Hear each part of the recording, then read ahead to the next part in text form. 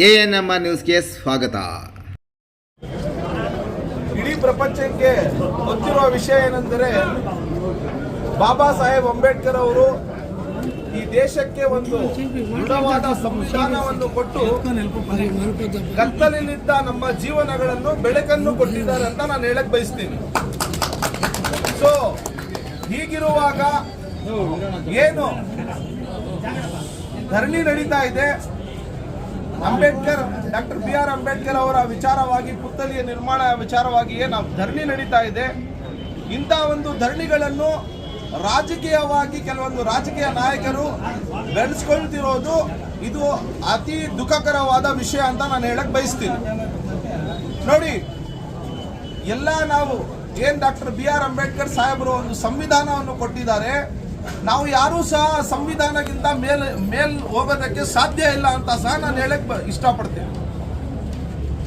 ಸಂವಿಧಾನದ ವಿಧಿ 14ರಲ್ಲಿ ಕಾನೂನಿನ ಮುಂದೆ ಎಲ್ಲರೂ ಸಮಾನ, ಕಾನೂನು ಎಲ್ಲರಿಗೆ ಸಮಾನ ಅಂತ ಡಾಕ್ಟರ್ BR ಅಂಬೇಡ್ಕರ್ ಸಾಹೇಬರು ಬರೆದ ತಕ್ಷಣ ನಾವು ಎಲ್ಲರೂ ಕಾನೂನಿಗೆ ನಮ್ಮ ತಲೆಯನ್ನು ಬಾಗಬೇಕು ಅಂತ ನಾನು ಎಲ್ಲರನ್ನು ಮನವಿನೂ ಸಹ ಮಾಡ್ತಾ ಇದ್ದೀನಿ.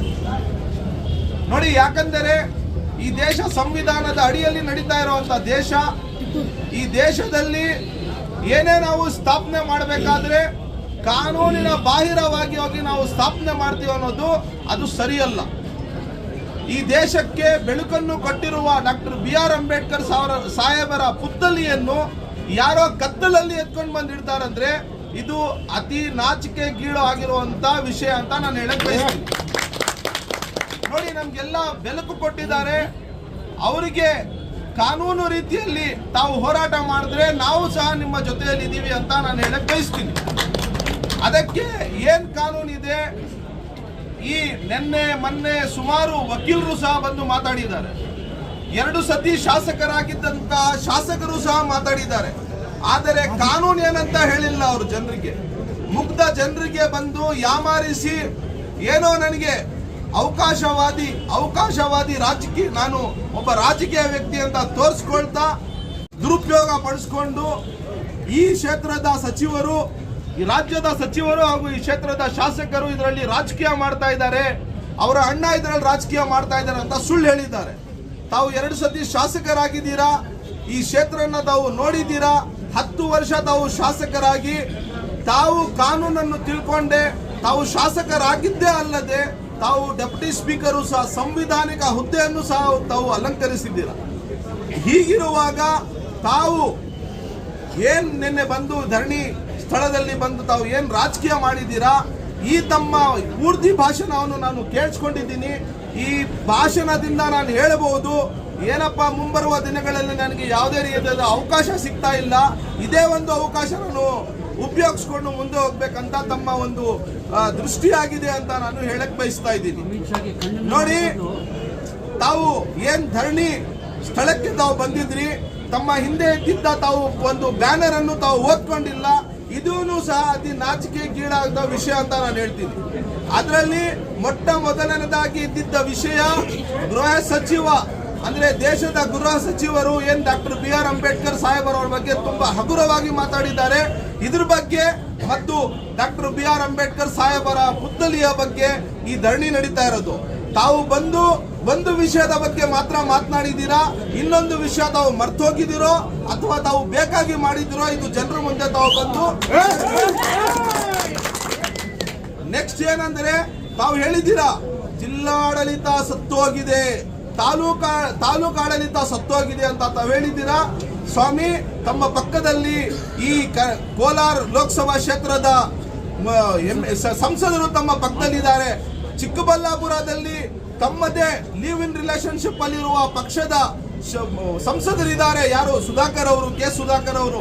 2 ಸಂಸದರು ನಿಮ್ಮ ಪಕ್ಷ ಮತ್ತು ನಿಮ್ಮ ಲಿವ್ ಇನ್ ರಿಲೇಶನ್ಶಿಪ್ ಅಲ್ಲಿರುವ ಒಂದು ಪಕ್ಷದ ಸಂಸದರಿರುವಾಗ ಜಿಲ್ಲಾಡಳಿತ ಸತ್ತೋಗಿದೆ ಅಂತ ಹೇಳಿದ್ರೆ ನಿಮ್ಗೆ ನಾಚಿಕೆ ಆಗ್ಬೇಕಂತ ನಾನು ಹೇಳ್ತೀನಿ. ಜಿಲ್ಲಾಡಳಿತ ಹ್ಯಾಕ್ ಸತ್ತೋಗುತ್ತೆ, ಏನ್ ಮಾಡ್ತಾ ಇದಾರೆ ನಿಮ್ 2 ಸಂಸದರು, ಏನ್ ಮಾಡ್ತಾ ಇದಾರೆ ಅಂತ ತಾವು ಜನರ ಮುಂದೆ ಬಂದು ಹೇಳಬೇಕು. ಇದೇನಾದ್ರು ನಿಮ್ಗೆ ಅವಕಾಶ ಸಿಕ್ಕಿದ್ದು. ಡಾಕ್ಟರ್ BR ಅಂಬೇಡ್ಕರ್ ಮಹಾನ್ ವ್ಯಕ್ತಿಯಾಗಿರುವ ಇಂಥ ವ್ಯಕ್ತಿತ್ವದ ಬಗ್ಗೆ ತಾವು ಮಾತನಾಡುವಾಗ ಏಮ್ ಇಟ್ಕೊಂಡು ತಮ್ಮ ಪಕ್ಷದ ಒಂದು ದುರುದ್ದೇಶ ಇಟ್ಕೊಂಡು ತಾವು ಜನರ ಮುಂದೆ ಬಂದು ಈ ತರ ಅತಿ ಹೀನಾಯವಾಗಿ ತಮಗೆ ವಿಷಯಗಳೇ ಗೊತ್ತಿಲ್ಲ ಅಂತ ವಿಷಯಗಳ ಬಗ್ಗೆ ಎಲ್ಲ ಪ್ರಸ್ತಾಪ ಮಾಡ್ತೀರಂದ್ರೆ ತಾವು ಇನ್ನೊಂದ್ಸತಿ ವಿಮರ್ಶೆ ಮಾಡಬೇಕು. ನಾನು ಏನ್ ಹೇಳಿದ್ದೀನಿ ಅಂತ ತಾವು ಜನರ ಮುಂದೆ ಬಂದು ಕ್ಷಮೆ ಕೇಳಬೇಕು. ತಾವು ನಾನು ದೊಡ್ಡದಾಗಿ ಹೇಳ್ಬಿಟ್ಟಿದ್ದೀನಿ, 5 ನಿಮಿಷದಲ್ಲಿ ಸಚಿವರು ಮಾಡಬಹುದು ಈ ಕೆಲಸ ಅಂತ ಏನೋ ಎತ್ತು ಕಟ್ಟುವ ರೀತಿಯಲ್ಲಿ ತಾವು ಮಾತನಾಡ್ತಾ ಇದ್ದೀರಾ. ತಮ್ಮ 25 ನಿಮಿಷದ ಭಾಷಣದಲ್ಲಿ ತಾವು ಚಿಂತಾಮಣಿಯ ಜನತೆಗೆ ಹೇಳಿದ್ದೀರಾ ಹಿಂದೆ ಆಗಿರೋ ಒಂದು ಘಟನೆಗಳನ್ನು ತಾವು ಮರುಕಳಿಸಬೇಡಿ ಅಂತ. ನಾನು ಹೇಳ್ತೀನಿ, ನಿಮ್ಮ 10 ವರ್ಷದ ಹಿನ್ನೆಲೆಯನ್ನು ನೋಡಿದ್ರೆ, ಹಿಂದಿನಿಂದ 10 ವರ್ಷದ ಎಲ್ಲಾ ಹಿನ್ನೆಲೆಯನ್ನು ನೋಡಿದ್ರೆ ತಾವು ಇಂತಹ ಒಂದೇ ಅವಕಾಶಗಳನ್ನು ಬೆಳೆಸ್ಕೊಂಡು ತಾವು ರಾಜಕೀಯ ಮಾಡ್ತಾ ಇದ್ದೀರಾ. ಇಂಥ ರಾಜಕೀಯ ಮಾಡಬೇಡಿ. ಕಾನೂನಿನ ನಿಟ್ಟಿನಲ್ಲಿ ಅವ್ರಿಗೆ ತಾವು ಏನ್ ಮಾರ್ಗದರ್ಶನ ಕೊಡಬೇಕೋ ಕೊಡಿ, ನಮ್ದೇನು ಅಭ್ಯಂತರ ಇಲ್ಲ. ಆ ನಿರ್ದೇಶನದಲ್ಲಿ ಕಾನೂನಿನ ರೀತಿಯಲ್ಲಿ ನಾವು ಸಹ ಸಹಕಾರ ಕೊಡಕ್ಕಿದ್ದೀವಿ. ನಾವು ಡಾಕ್ಟರ್ ಅಂಬೇಡ್ಕರ್ ಸಾಹೇಬರ ವಿರೋಧಿಗಳಲ್ಲ. ನಾವು ಯಾವುದೇ ಒಂದು ನಾವು ಮಾತನಾಡುವಾಗ, ನಾವು ನಮ್ಮ ಹೋರಾಟಗಳನ್ನು ಮಾಡುವಾಗ ಆ ಮಹಾನ್ ವ್ಯಕ್ತಿಯ ಹೆಸರಲ್ಲೇ ನಾವು ನಮ್ಮ ಹೋರಾಟಗಳನ್ನು ಮಾಡ್ತಾ ಇರೋದು. ನಮ್ಮ ಏನಿದ್ರು ಕಾನೂನಿನ ಪ್ರಕಾರ ಎಲ್ಲರೂ ನಡಿಬೇಕು, ಕಾನೂನಿನ ಮುಂದೆ ಎಲ್ಲರೂ ಸಮಾನ ಅಂತ ಹೇಳ್ತಾ ತಾವು ನಿಮ್ಮ ಹಿಂದೆಯಿಂದ ತಾವು ಪ್ರಚೋದನೆ ಮಾಡ್ತಾ ಇದ್ರಿ. ಈ ಡಾಕ್ಟರ್ ಹರಿರಾಮ್ ಅವರು ಬಂದು ಮಾಜಿ ಶಾಸಕರು ಇದರಲ್ಲಿ ಏನು ಮಾತನಾಡ್ತಾ ಇಲ್ಲ ಅಂತ ಹೇಳಿದ ತಕ್ಷಣ ತಾವು ಇಲ್ಲಿ ನಿನ್ನೆ ಧರಣಿಯಲ್ಲಿ ಬಂದು ಭಾಗವಹಿಸಿದ್ದೀರಾ. ಇದು ತಾವು ಅವಕಾಶವಾದಿ ಅಂತ ಹೇಳುತ್ತಾ ಹಾಗೂ ಈ ಕ್ಷೇತ್ರದ ಜನರಿಗೆ, ಎಲ್ಲಾ ಸಮುದಾಯದ ಜನರಿಗೆ ಹುಷಾರಾಗಿರ್ಬೇಕು, ಇಂಥ ಅವಕಾಶವಾದಿಗಳಿಂದ ನಾವು ಹುಷಾರಾಗಿರ್ಬೇಕಂತ ಹೇಳುತ್ತಾ ನನ್ನ ಮಾತುಗಳನ್ನ ವಿರಾಮ ನೀಡ್ತೇನೆ. ಜೈ ಹಿಂದ್, ಜೈ ಭಾರತ್, ಡಾಕ್ಟರ್ BR ಅಂಬೇಡ್ಕರ್ ಕಿ ಜೈ.